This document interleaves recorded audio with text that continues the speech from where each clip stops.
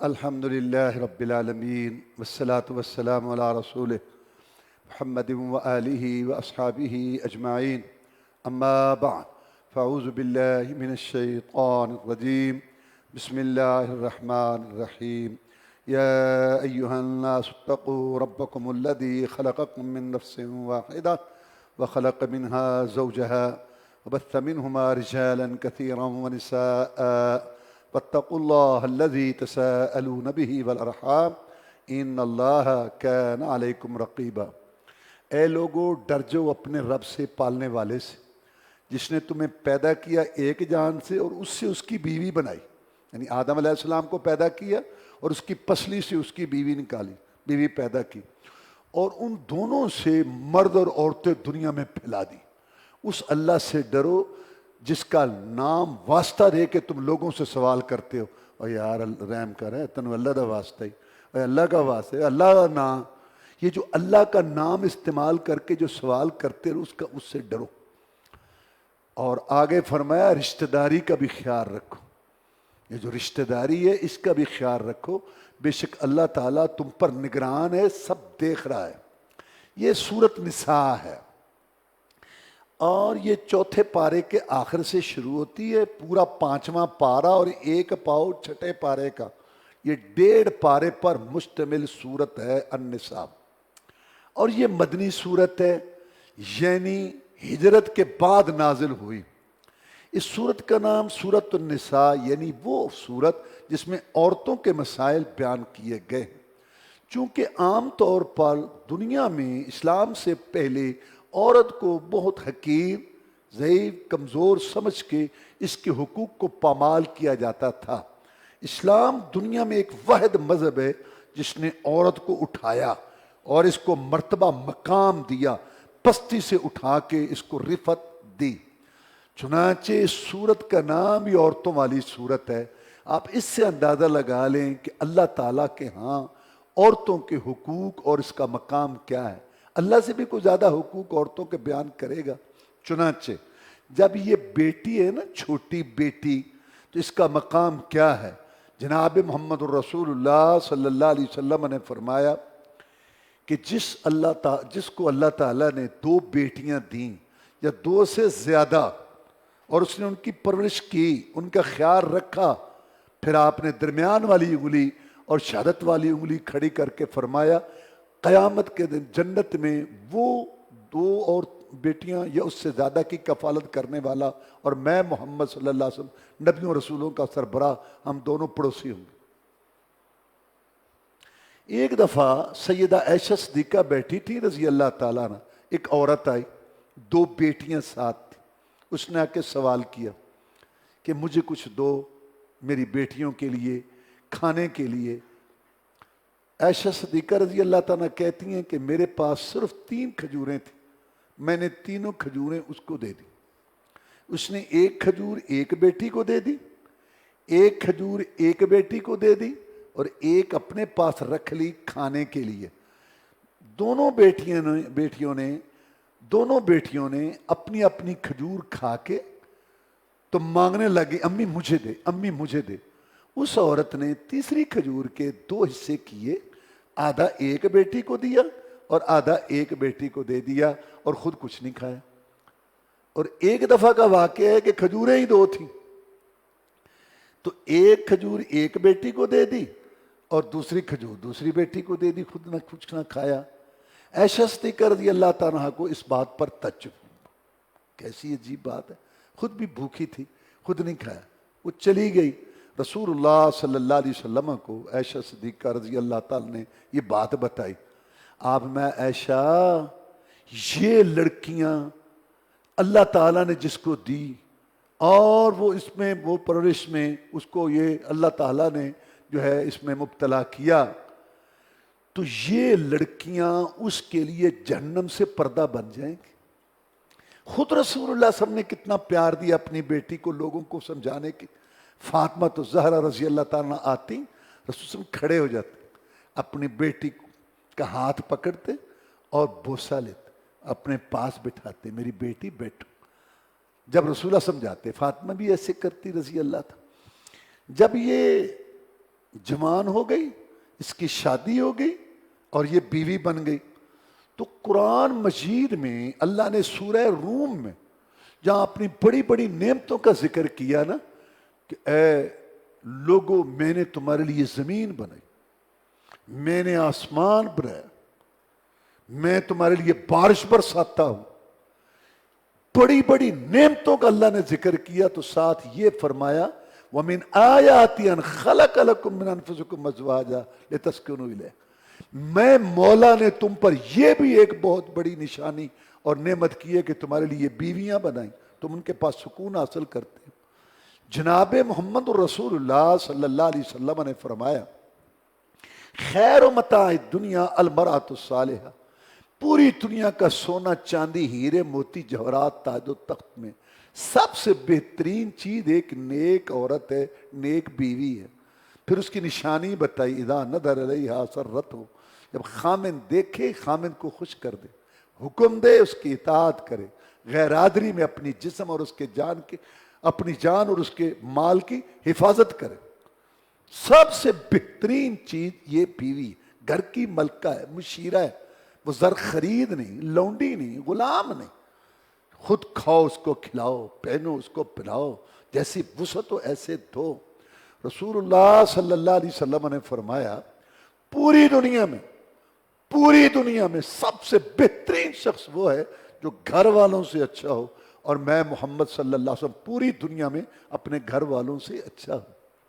گھر والوں سے پتہ لگتا ہے، گھر میں باہر بڑے لوگ چہرے بدل بدل کے ملتے ہیں، اور بڑے گھر میں پتہ لگتا ہے کہ فرعون بنا ہوا ہے اور مصیبت بنا ہوا ہے، یہ بھی بیٹی ہے کسی کی، یہ بھی کسی کی بیٹی ہے، تیری بھی بیٹیاں ہوں گی اور ہیں، تو نے بھی آگے دینی، اس کا خیال کر۔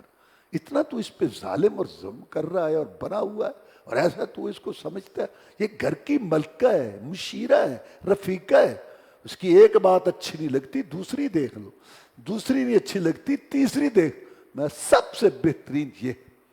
اور پھر آگے اسلام نے بتایا کہ اگر اس بیوی کے ساتھ تمہیں کوئی مسئلہ ہے، اس کو واز کرو، نصیحت کرو، پیار کرو، اس کو سمجھاؤ، پھر بھی نہیں ہے تھوڑا بائیکاٹ کرو، تھوڑی دوری کرو، دل سے نفرت نہ کرو، رہو گھر کے اندر، اس کو بھی گھر کے اندر رکھو تاکہ اس کو احساس ہو، پھر معاملہ بڑھے اس کو کچھ تنبیہ کرو، اور اگر کوئی مسئلہ ایسا ہو مت مارو اس کو بڑی ضرب، خاص طور پر چہرے پر مارنا حرام ہے، اور اس کو مت مارو، ہلکا پھلکا اس کو سمجھاؤ، پھر بھی نہیں ہے، پھر فرمایا وَإِنْ خِفْتُمْ شِقَاقَ بَيْنِهِمَا فَبَعْثُوا حَكَمًا مِّنْ أَهْلِهِ وَحَكَمًا مِّنْ أَهْلِهَا، پھر ایک آدمی عورت کے خاندان میں سے ایک مرد کے خاندان میں سے ہو، سمجھدار، وہ دونوں بیٹھیں اور ان کا معاملہ سمجھیں، نپٹائیں۔ دیکھو کتنا اسلام یہ چاہتا ہے کہ عورت کا ہر صورت گھر بنا رہے، اور فرمایا اللہ تعالیٰ کو جتنی حلال چیزیں ہیں نا ان میں سب سے زیادہ ناپسند طلاق، سب سے زیادہ ناپسند طلاق، اللہ تعالیٰ کو یہ بات بہت ناپسند، کتنا خیال رکھا ہے اس کا۔ اب یہ بوڑھی ہو گئی، اماں بن گئی، پھر اس کا مقام کتنا بڑھ گیا، کتنا بڑھ گیا۔ ایک صحابی اس نے پوچھا اللہ کے رسول صلی اللہ علیہ وسلم من حق بحسن صحابتی، میرے اچھے سلوک کا کون حقدار ہے؟ اگر میرے پاس پیسہ ہو میں ماں کے ساتھ اچھا سلوک کر۔ اس نے کہا جناب دوسرے نمبر پر کون مستحق ہے میرے اچھے سلوک کا؟ میں ماں کے ساتھ اچھا سلوک کر۔ ٹھیک ہے جناب، 2 دفعہ میں ماں کی دیکھ بھال، اس کا علاج معالجہ، کپڑا، اس کا آرام سکون، اس کا سارا تیسری دفعہ اگر مجھے گنجائش ہے، فرمایا ماں کے ساتھ 3 دفعہ۔ دیکھو وراثت میں مرد کا حق زیادہ، اور سیاست حکومت میں وہ آگے گواہی میں، لیکن حسن سلوک میں، خیال رکھنے میں عورت کا حق زیادہ 3 گنا، اور پھر چوتھی دفعہ آپ نے فرمایا کہ باپ کا خیال۔ تو اسلام کتنا انصاف والا مذہب، اس نے تکلیف بہت اٹھائی ہے، لہذا اس کے 3 حق پہلے رکھے۔ بوڑھی اماں ہو گئی، اب کیا قانون ہے اسلام کا؟ حاجی صاحب، مجاہد صاحب، تہجد گزار صاحب، حافظ قاری عالم صاحب، سن لو تمہاری جنت کا راستہ تمہاری ماں کے قدموں سے ہو کے جاتا ہے۔ یہ مقام اس عورت کا بنا ہے۔ اور پھر اسلام سے پہلے اس کی کوئی ملکیت نہیں تھی۔ قرآن نے کہا اس صورت میں للرجال نصیب مما ترک الوالدان والاقربون مما قل منه او کثر نصیبا مفروضا وللنساء، جس طرح مردوں کے لیے وراثت میں حق ہے، عورت کا بھی ہے۔ یہ اور بات ہے کہ عورت کا کیونکہ عورت کے ذمہ خرچہ نہیں۔ عورت کی کفالت کس نے کرنی ہے؟ باپ نے یا بھائی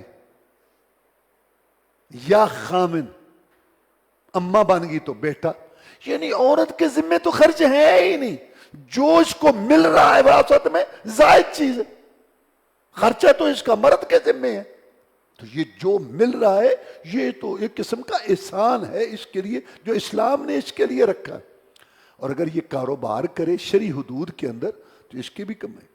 یہ نہیں کہ مرد کی ملکیت عورت کی ملکیت نہیں۔ میں للرجال نصیب مما اکتسبنا وللنساء نصیب مما اکتسبنا، جیسے مرد کاروبار کرتا ہے اور اس کی ملک ہوتی ہے اور اس کی کمائی، عورت کی بھی ایسی کمائی، عورت کی بھی کمائی، عورت کی بھی ملکیت۔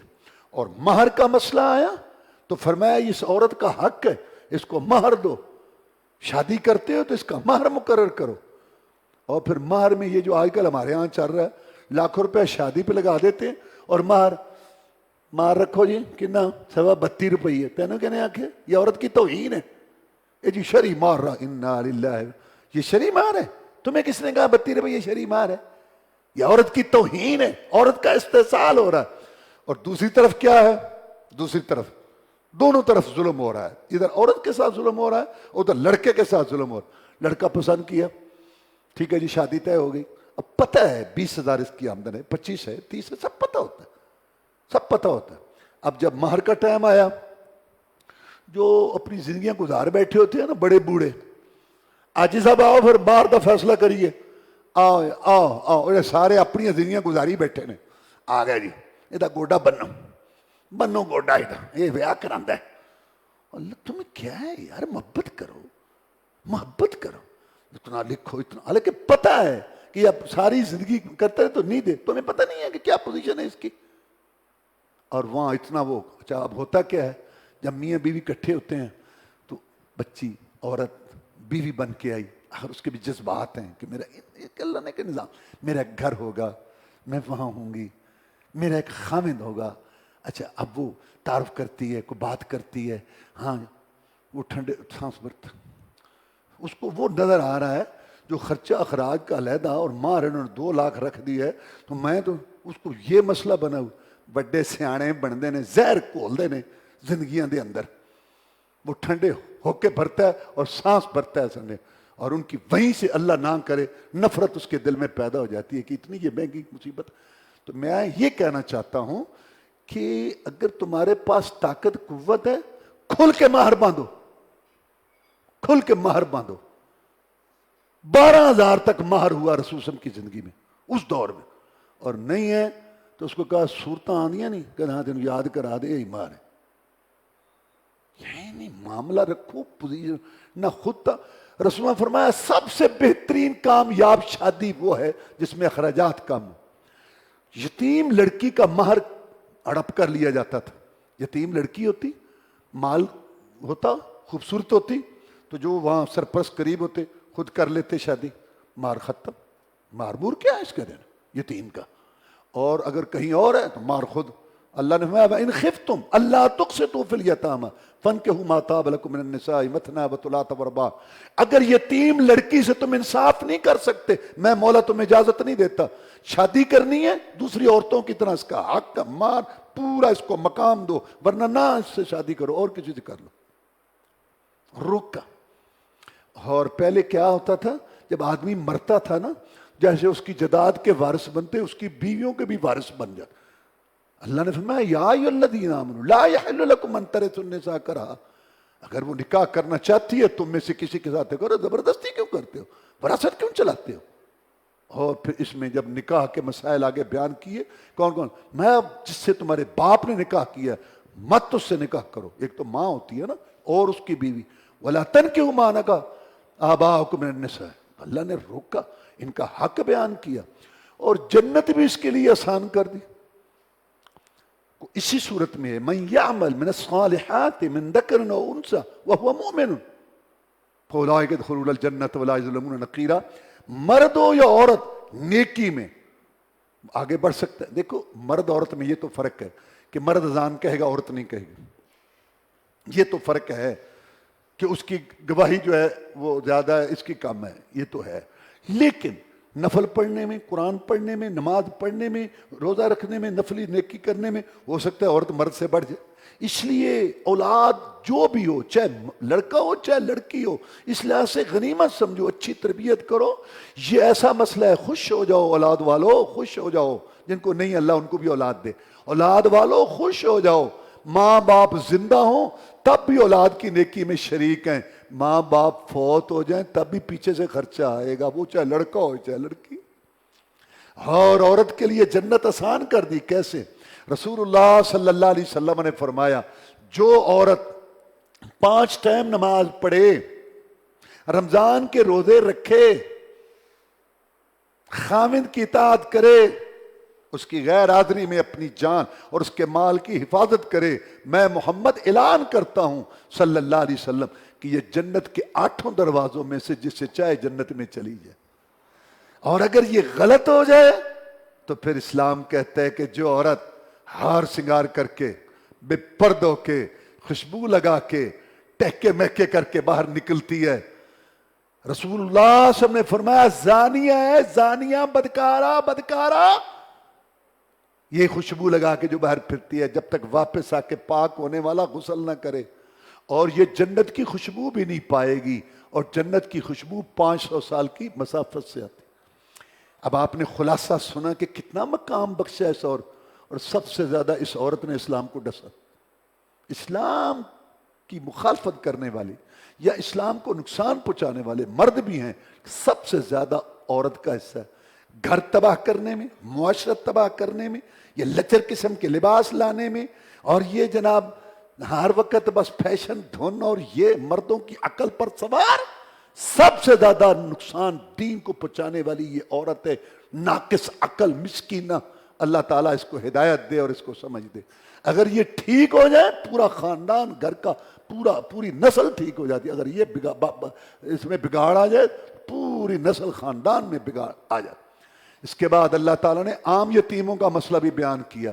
میں یتیم اگر رہ جائے اور اس کا باپ مال چھوڑ جائے تو دوسرے جو وہاں سرپرست ہیں اس مال کو ہڑپ کرنے کی کوشش نہ کریں کہ اس کے بڑے ہونے سے پہلے اس کا مال ٹھکانے لگا دیں۔ فرمایا اگر تم مالدار ہو تو اللہ سے اجر لو، اور اس میں سے کوئی وظیفہ کوئی چیز نہ لو، اور اس کا تجارت میں مال لگا اور اس کا وہ کام۔ اگر تم غریب ہو، ضرورت ہے، تو فلیأکل بالمعروف، جتنے اس علاقے میں جتنی تنخواہ یا جتنا وظیفہ ہوتا ہے اتنی لو اور اس کی وہ کفالت کرو۔ اور فرمایا جو یتیم کا یہ خیال رکھے گا میں محمد صلی اللہ علیہ وسلم اور وہ قیامت کے دن پڑوسی ہوں، قیامت کے دن ہم پڑوسی ہوں گے۔ اور فرمایا اگر تم اس کا مال کھاؤ گے تو جہنم کی آگ پیٹ میں بھر رہے ہو۔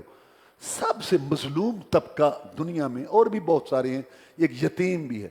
کیوں؟ جس نے اس کا خیال رکھنا ہوتا ہے وہ رکھتا نہیں ہے، کوئی اور رکھنا چاہے مر چلے ایسی بڑا تو ہمدرد آ گئے، دوسروں کو کرنے نہیں دیتے، خود خیال نہیں، یہ بیچارہ مظلوم پستا رہتا ہے۔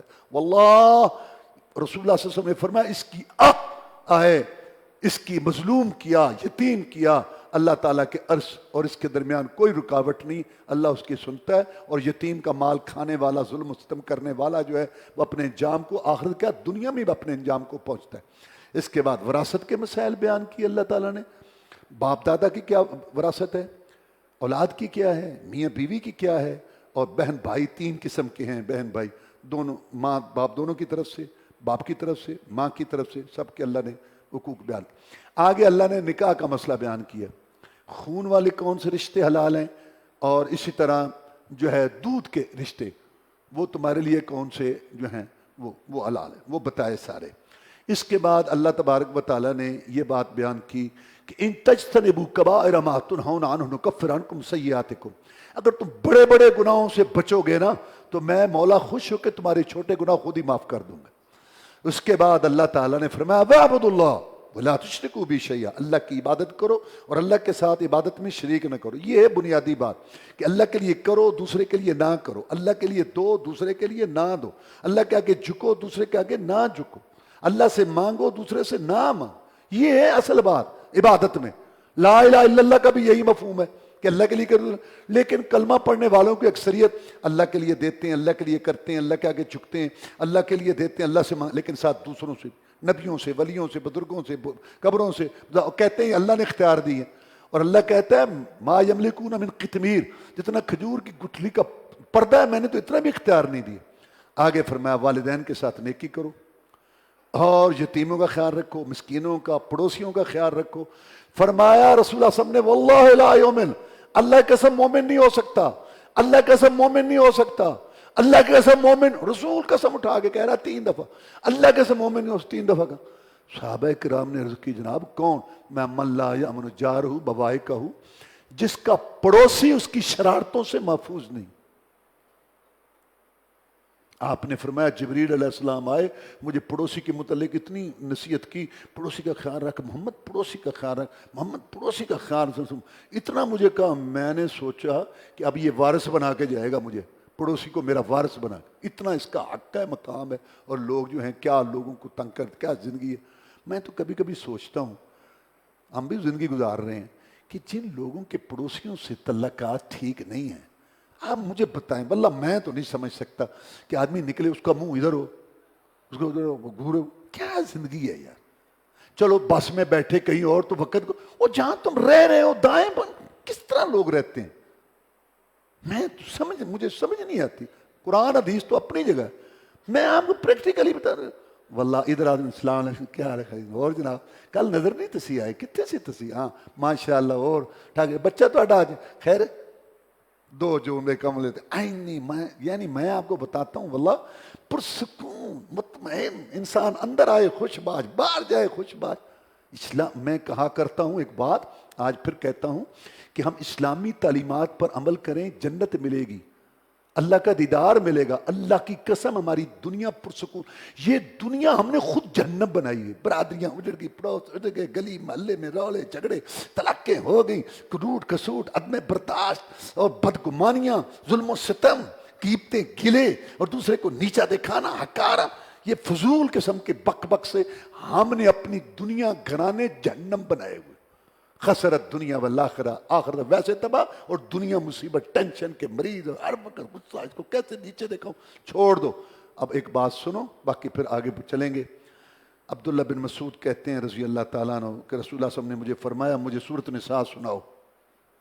میں نے کہا جی میں آپ کو سنوں، آپ پر قرآن نازل ہوتا ہے، میں دوسرے سے سننا چاہتا ہوں۔ تو میں نے سورۃ النساء شروع کر دی پڑھنی، ایسے سر میرا ایسے نیچے تھا، آنکھیں نیچے تھیں، میں نے سورۃ النساء پڑھنی شروع کر دی، رسول اللہ صلی اللہ علیہ وسلم سن رہے تھے۔ جب میں اس آیت پر آیا نا فَكَيْفَ إِذَا جِئْنَا مِن كُلِّ أُمَّةٍ بِشَهِيدٍ وَجِئْنَا بِكَ عَلَىٰ هَٰؤُلَاءِ شَهِيدًا، محمد وہ وقت کیسا ہوگا جب ہم امت کا، ہر امت کا گواہ یعنی اس کا نبی ہم لائیں گے، اور تجھے بھی ہم لائیں گے ان پر، اور تجھ سے بھی یہ سارے سوال ان سے بھی ہوں۔ تو آپ نے مجھے اشارہ کیا ایسے بھی بس کر، تو میں نے ایسے سر اٹھایا، جن کے اشاروں سے جنت کے دروازے کھلنے ہیں، ان کے آنکھوں سے آنسوؤں کی جھڑیاں لگی ہوئی تھیں اور رو رہے تھے قیامت کو یاد کر کے۔ اللہ تعالی ہمیں بھی آخرت کی فکر کرنے کی توفیق دے۔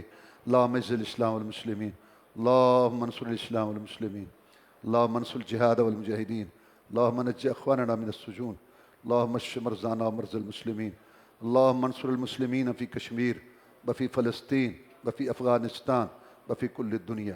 سبحان ربک رب العزت عما یصفون وسلام علی المرسلین والحمد للہ رب العالمین۔